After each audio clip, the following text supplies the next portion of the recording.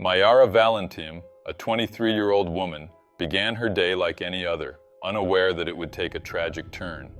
What seemed like an ordinary routine quickly spiraled into a horrifying situation, one that would shatter her life in a way no one could have foreseen.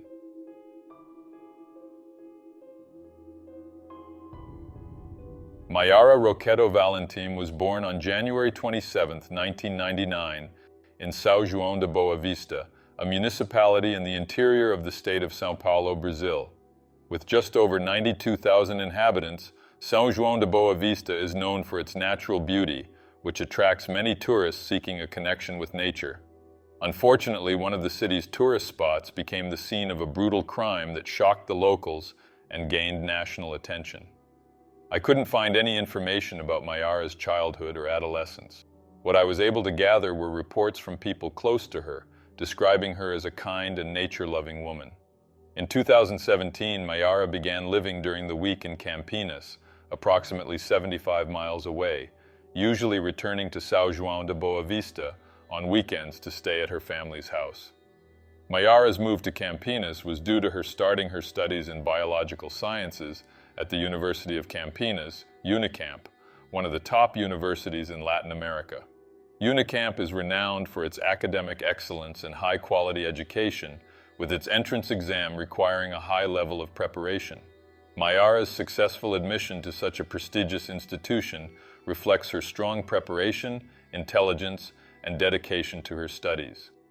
According to those close to her, her biggest dream was to one day become a teacher. On May 15, 2022, around 11 a.m., Mayara went for a walk in Serra da Paulista, an area in São João de Boa Vista, popular with people who enjoy hiking. It was Sunday, and she wanted to take advantage of the day since she would return to Campinas on Monday to continue her studies. As time passed, Mayara didn't return from her walk or contact her family, which was unusual. Family members and friends tried reaching her by phone but had no luck. They also turned to social media, posting pictures of Mayara and asking anyone who had seen her to get in touch. However, no one had seen the woman. Very worried, they decided to form a search team to look for Mayara. They searched the area in the Serra da Paulista where Mayara had likely passed. Later that same evening, a friend of the woman who was helping with the search found her body in a region known as Vale dos Gnomos, which in English would roughly translate to Valley of the Gnomes. The term Vale dos Gnomos is widely known among the locals due to the peculiar shape of the area's vegetation, which creates a mysterious and enchanting environment. With rocky formations and dense foliage, the area resembles settings from fantastical stories, such as those involving mystical creatures like gnomes. They quickly notified the military police, who arrived at the scene just minutes later. Mayara was found nearly 2.5 miles from where she had started her walk. Her body had several stab wounds caused by a sharp-edged object, and there were no signs of sexual assault. The crime shocked the city of São João de Boa Vista. Family and friends were devastated, and the media extensively covered the case, which later gained national attention.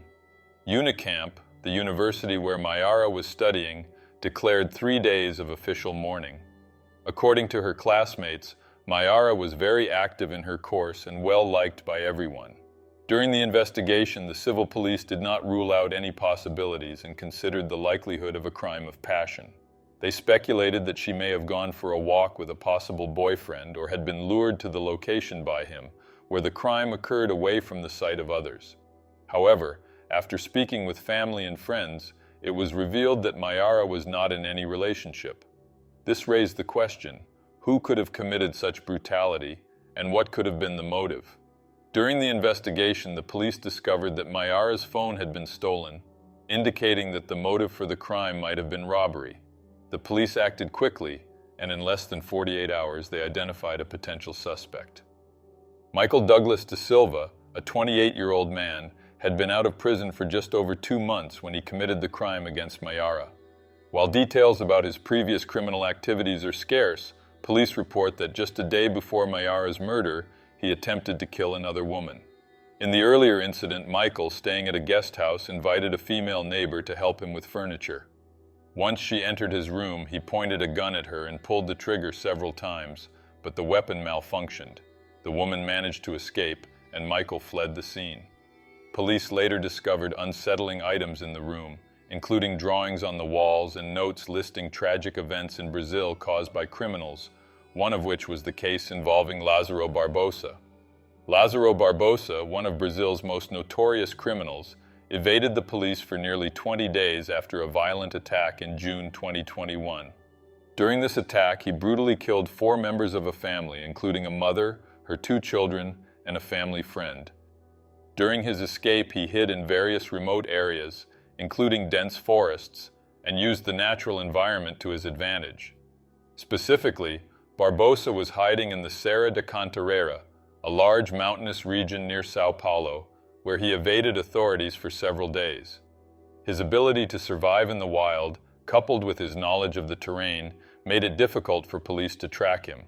He was also reported to have frequented nearby areas such as farms and rural properties, where he would steal food and supplies to sustain himself.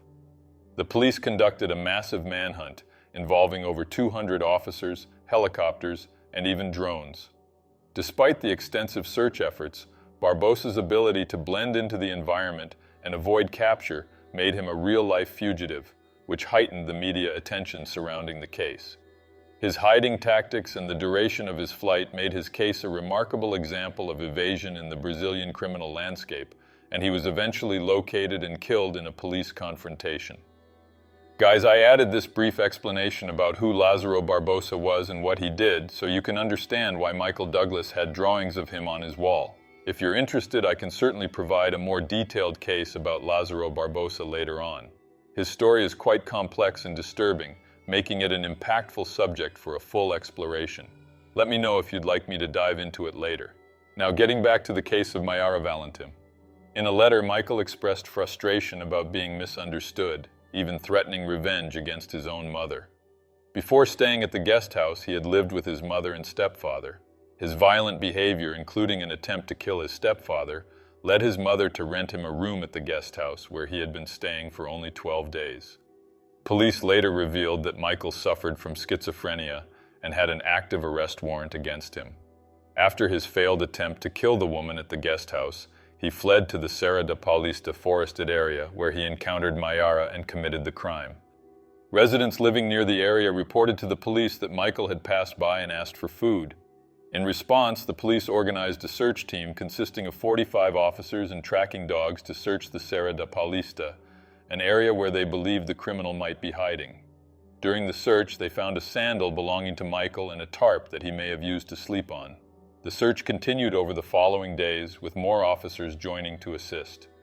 On the morning of May 18, 2022, 3 days after the crime, Michael Douglas da Silva was located and arrested in the Serra da Paulista. He was found with an old pocket knife and Mayara Valentim's cell phone. As the media had been extensively covering the case, news of Michael's arrest spread quickly throughout São João de Boa Vista. When he was brought to the police station, a large crowd of family members, friends, and acquaintances of the victim had gathered outside. Upon being removed from the police car, Michael was met with insults and anger from the crowd. Had it not been for police intervention, it is likely he wouldn't have made it out unharmed. At the police station, Michael confessed to the crime, stating that he attacked Mayara simply to rob her. When asked why he killed her if his intention was only to rob, he claimed it was because she had fought back. However, these statements were inconsistent with the evidence, as several stab wounds in the victim's back suggested that Michael may have attacked her unexpectedly to prevent any chance of her defending herself. However, despite this, according to the forensic analysis, Mayara had cuts on her arms and hands, indicating that even while injured, she still fought for her life against the criminal. It seems that Michael's intention was not just to rob the victim. In fact, he may not have even intended to rob her at all, but rather to kill her, taking her phone simply as an opportunity. In fact, the day before the crime, he had attempted to take the life of another woman without any reason, as I mentioned earlier. I find it a pity that he didn't react against the police, so he could have been put to good use right away. But this is typical of criminals, who are mostly a bunch of cowards. Michael Douglas da Silva was placed in a detention center and later transferred to the White House Penitentiary, where he awaited his trial. In March 2024, Michael Douglas da Silva was sentenced to 29 years and 2 months in prison for homicide. The trial had a significant impact on the city, and Michael's conviction occurred in a process without the possibility of parole due to the seriousness of the crime and his dangerousness. Currently, Michael is serving his sentence at the Pinheiros II Detention Center, located in the western part of São Paulo City. Mayara's wake took place in the early evening of May 16th, and her burial occurred on the morning of May 17th. The farewell ceremony was attended by dozens of people. Family, friends, and acquaintances were deeply emotional, and for some, the reality had not yet sunk in. This was the case of Mayara Valentim, a 23-year-old woman whose life was taken by a cruel man.